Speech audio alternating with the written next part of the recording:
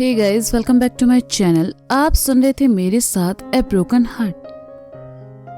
Heart भाग 28। जिया ने ईशान को खाने के लिए जो बिरयानी दी थी, ईशान ने पूरी खत्म कर दी। बेचारी जिया तो मुंह फाड़े ईशान को देखती रही और सोफी गुस्से में जिया को घूर रही थी क्योंकि उसने बिरयानी की पूरी प्लेट ईशान को जो दे दी थी।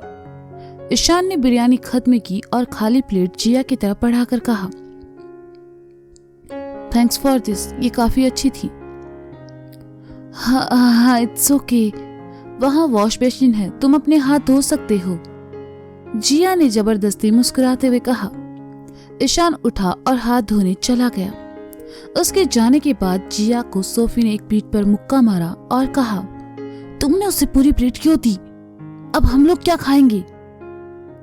डोंट वरी, हम लिली आंटी से और मांग लेंगे, जिया ने अपनी पीठ सहलाते हुए कहा। हाँ, जैसे वो अपनी पूरी बिरयानी तुम्हारे सामने रखकर कहेगी, लो जिया, इसे भी खा लो, कम पड़े तो और मांग लेना। एक तो ईशान के यहाँ होने से वो वैसे ही गुस्सा है और तुम उनसे बिरयानी मांगने की बात कर रही हो, सोफी ने गुस्से से दबी आवाज में कहा। वो इतनी बुरी भी नहीं है, जिया ने इतना ही कहा कि ईशान हाथ धोकर वापस आ गया। आनन फानन में जिया ने सोफी के मुंह पहुंचने का तौलिया ईशान की तरफ बढ़ा दिया। ईशान ने उससे अपने गंदे हाथ पोंछे और वापस जिया की तरफ बढ़ाकर कहा, क्या तुम दोनों भी यहीं सोने वाली हो?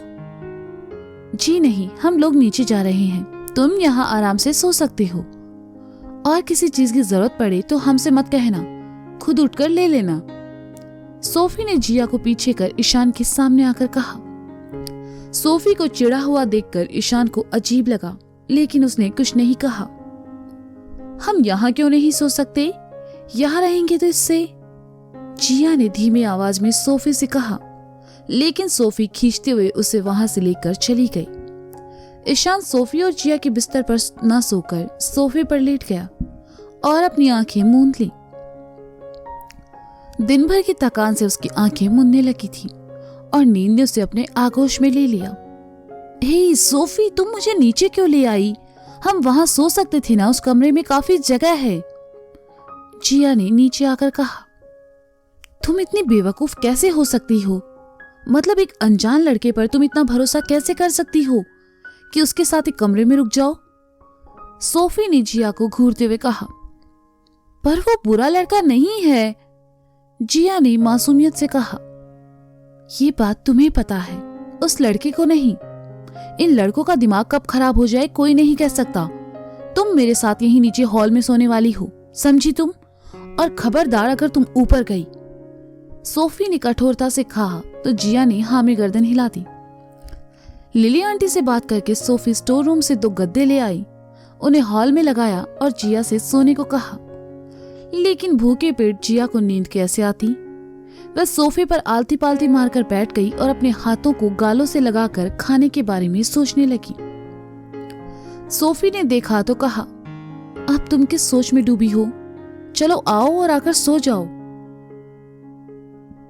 लेकिन मुझे भूख लगी है और ऐसे मुझे नींद नहीं आएगी, जिया ने रुआंसा होकर कहा।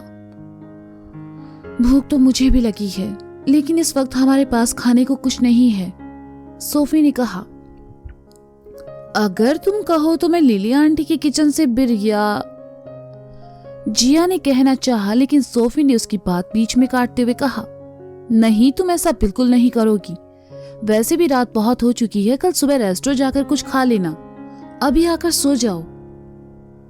हाँ, तुम इतनी निर्दयी कैसे हो सकती हो? एक मासूम बच्ची भूख से तड़प रही है और तुम्हें सोने की पड़ी है।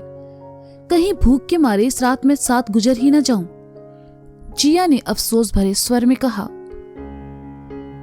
तुम अपनी नौटंकी बंद करो और आकर सो जाओ, मुझे अब नींद आ रही है, कहते हुए कंबल अपने मुंह तक खींच लिया और आंखें मूंद ली। जिया ने देखा तो मुंह बना दिया और वहीं सोफे पर बैठी खाने के बारे में सोचती रही। आधी रात को खटर पटर की आवाज से सोफी की नींद खुली। उसने देखा जिया उसके बगल में नहीं है। सोफी उठकर बैठ गई और हॉल में चारों तरफ देखा, लेकिन जिया वहां नहीं थी। सोफी ने जैसे ही किचन की तरफ देखा, हल्की रोशनी उसे दिखाई थी। सोफी उठी और दबे पांव किचन में चली आई। किचन में प्लेटफॉर्म पर बैठी जिया को देखकर सोफी एक बार तो डर गई और अंदर आकर धीमी आवाज में कहा, जिया, तुम इस वक्त यहाँ क्या कर रही हो? लिली आंटी ने देखा तो तुम्हारी खैर नहीं, वो बहुत गुस्सा करेगी, जानती हो ना तुम। हाँ, लेकिन मुझे भूख लगी थी और मैं खाना नहीं खाती तो मर जाती, जिया ने कहा। उसके मुंह में खाना भरा हुआ था जिससे वह ठीक से बोल भी नहीं पा रही थी। जिया, तुमने कभी सुना है कि एक दिन खाना ना खाने से किसी की मौत हुई हो? सोफी ने कहा, नहीं, लेकिन मैं ऐसा रिस्क लेना नहीं चाहती, अभी मेरी उम्र ही क्या है, जिया ने फिरने वाले अपने मुंह में ठूंसते हुए कहा। जब जिया ने सोफी को अपनी तरफ घूरते हुए पाया तो एक निवाला उसकी तरफ बढ़ा दिया। अब जैसा कि सोफी को भूख लगी थी तो कुछ देर के लिए वह लिली आंटी को भूल गई और जिया के साथ खाना खाने लगी। सोफी को खाते देखकर जिया को तो और हिम्मत मिल गई और वह वहां रखी दूसरी चीजें भी खाने लगी। खाने के साथ साथ जिया ने काफी गंदगी भी कर दी थी और अब उसे नींद आने लगी थी। उसने हाथ धोए और किचन के पर्दे से ही अपने गंदे हाथ पोंछ डाले और आकर हॉल में सो गई। सोफी को भी काफी नींद आ रही थी, इसलिए उसने किचन में फैली गंदगी को नहीं देखा और आकर जिया के बगल में लेट गई। और जीजस, मेरे किचन का ये हाल किसने किया? घोष, घोष। सुबह सुबह लिली आंटी की आवाज से जिया और सोफी की नींद खुली।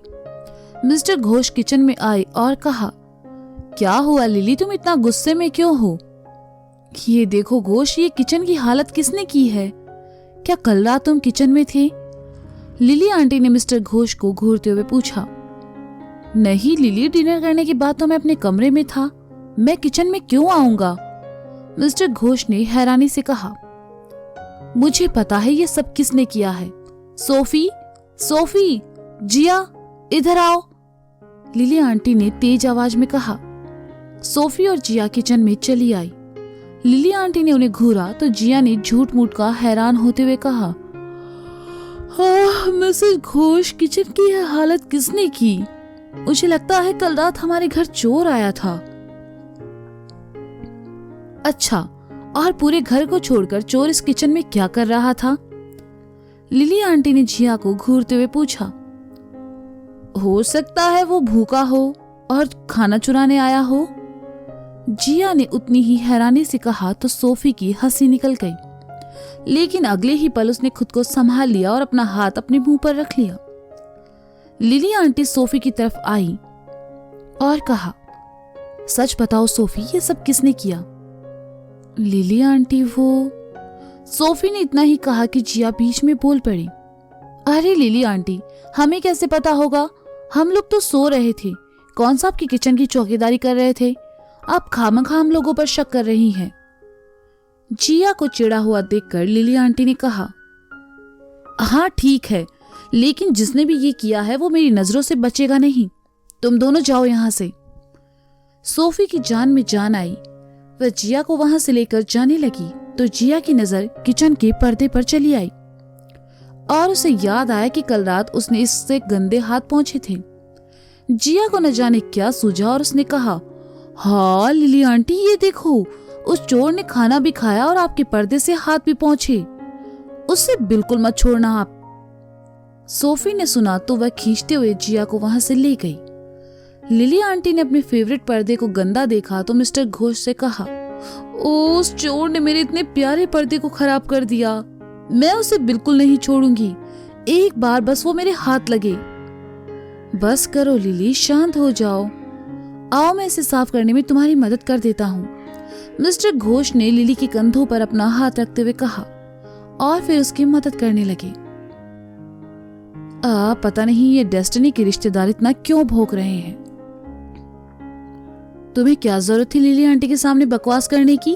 अगर उन्हें सच पता चल जाता तो उन्हें कितना बुरा लगता। सीढ़ियां चढ़ते हुए सोफी ने जिया से कहा, मैं बस उनका ध्यान हटाने की कोशिश कर रही थी, जिया ने कहा और कमरे का दरवाजा खोलकर अंदर चली आई। जिया ने देखा ईशान नहाकर तैयार हो चुका है और सोफे पर बैठा है। जिया और सोफी को वहां देखकर ईशान उठा और कहा, मुझे यहाँ रात भर रुकने देने के लिए तुम दोनों का शुक्रिया। मेरी वजह से जो परेशानी हुई उसके लिए सॉरी। मैं अब चलता हूँ, फिर मिलेंगे। हे, क्या तुम अभी चले जाओगे? मेरा मतलब, क्या तुम कॉफी पीना चाहोगे या फिर नाश्ता? जिया ने हड़बड़ाहट में कहा। नहीं, तुम्हारा शुक्रिया, मुझे कुछ जरूरी काम है इसलिए मुझे अब जाना होगा। ईशान ने अपना बैग उठाकर पीठ पर टांगते हुए कहा। जिया चाहती थी ईशान कुछ देर रुक जाए, लेकिन वह सीधे सीधे ईशान को रुकने को कैसे कह सकती थी। ईशान ने सोफी और जिया का शुक्रिया अदा किया और अपना बैग लेकर कमरे से निकल गया। ईशान अपना सामान लेकर वहां से निकल गया और जिया सोफी रेस्टोरेंट जाने के लिए तैयार होने लगी।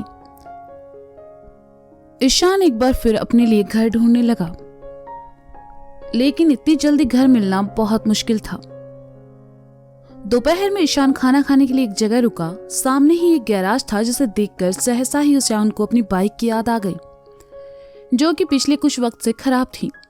ईशान ने खाना खाया और वापस उस जगह आया जहां वो रहता था। उसने पार्किंग से अपनी बाइक निकलवाई और उसे लेकर गैराज चला आया। ईशान के पास पैसे नहीं थे और अभी 2 हफ्ते उसे दिल्ली में सरवाइव करना था, इसलिए उसने अपनी बाइक को बहुत सस्ते में बेच दिया, जिससे अपने रहने और खाने का इंतजाम कर सके। ईशान को बाइक के बदले में कुछ रुपए मिल गए और उसने एक सस्ते होटल में कुछ दिन के लिए कमरा ले लिया। ईशान के पास कोई काम नहीं था, इसलिए दिन भर होटल के कमरे में बैठा हुआ बस अपने ऑडिशन की तैयारी में लगा रहता। ईशान ने महसूस किया कि उसके काम में पहले से ज्यादा इम्प्रूवमेंट है और इस बात से वह खुश भी था। देखते ही देखते वक्त निकल गया। फ्लाइट सुबह 6 बजे थी, इसलिए बेंगलोर जाने से एक दिन पहले ईशान अपनी पैकिंग करने लगा। उसने अपना जरूरी सामान एक बैग में रखा और दूसरा बैग होटल के रिसेप्शन एरिया में छोड़ दिया। इन कुछ दिनों में जिया ने ईशान की बहुत मदद की थी। ईशान बेंगलोर जाने से पहले एक बार उससे मिलना चाहता था, इसलिए होटल से बाहर निकल आया। होटल से जिया का रेस्टोरेंट ज्यादा दूर नहीं था, इसलिए ईशान पैदल ही चल पड़ा। शाम का वक्त था और मौसम काफी अच्छा था और आसमान में बादल छाए हुए थे। चलते चलते ईशान बन सैंडविच शॉप के सामने से गुजरा तो उसके कदम ठिठक गए। ईशान शॉप पर चला आया और दुकान वाले से एक चीज बन सैंडविच पैक करने को कहा। दुकानदार ने सैंडविच पैक करके ईशान को दे दिया। मिस्टर दयाल के रेस्टोरेंट में आज किसी ने शानदार पार्टी रखी थी, जिसमें रेस्टोरेंट की शॉप को भी शामिल कर लिया। जिया कुछ ऑर्डर लेकर बाहर गई थी। ईशान रेस्टोरेंट आया। उसने देखा रेस्टोरेंट में आज काफी भीड़ थी। वह अंदर चला आया और जिया को ढूंढने लगा, लेकिन जिया उसे कहीं दिखाई नहीं दी। सोफी ने ईशान को रेस्टोरेंट में देखा तो उसके पास चली आई और कहा, तुम यहाँ बड़े दिनों बाद आए हो, तुम क्या लेना चाहोगी? शुक्रिया, मैं बस यहाँ जिया से मिलने आया था, ईशान ने कहा। जिया अभी थोड़ी देर पहले ही कुछ ऑर्डर्स लेकर बाहर गई है। तुम बैठो, वो थोड़ी देर में आ जाएगी। वैसे यहाँ एक शानदार पार्टी चल रही है, तुम चाहो तो इसे एंजॉय कर सकते हो, सोफी ने कहा। दरअसल मुझे किसी जरूरी काम से बाहर जाना है तो मैं नहीं रुक पाऊंगा। क्या ये तुम जिया को दे दोगी? एक्चुअली उसने मेरी बहुत हेल्प की और जाने से पहले मैं उससे मिलना चाहता था, ईशान ने सैंडविच सोफी की तरफ बढ़ाकर कहा। हाँ जरूर, सोफी ने खुशी भरे स्वर में कहा। ईशान जिया को खुद से मिलने से आया है ये जानकर ही सोफी का मन खिल उठा।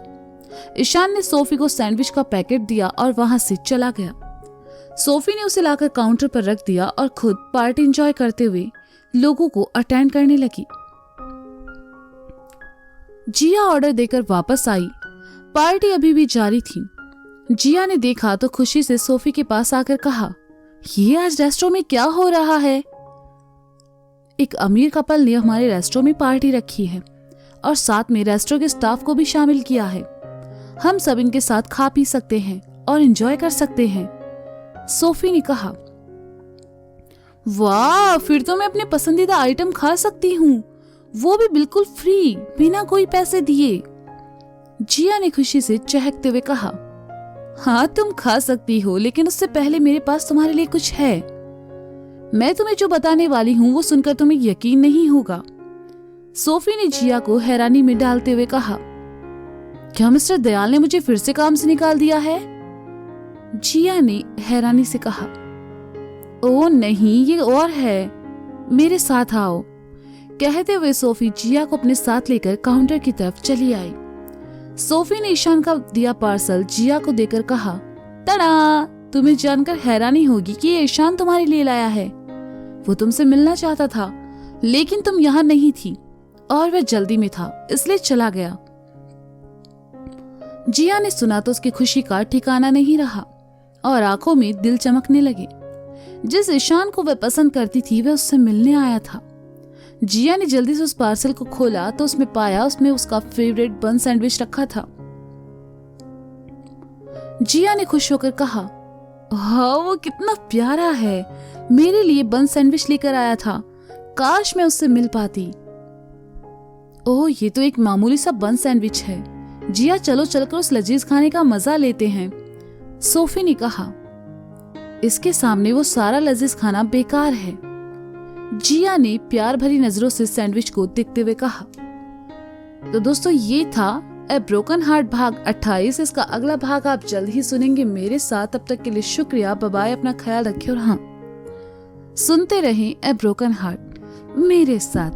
Bye bye.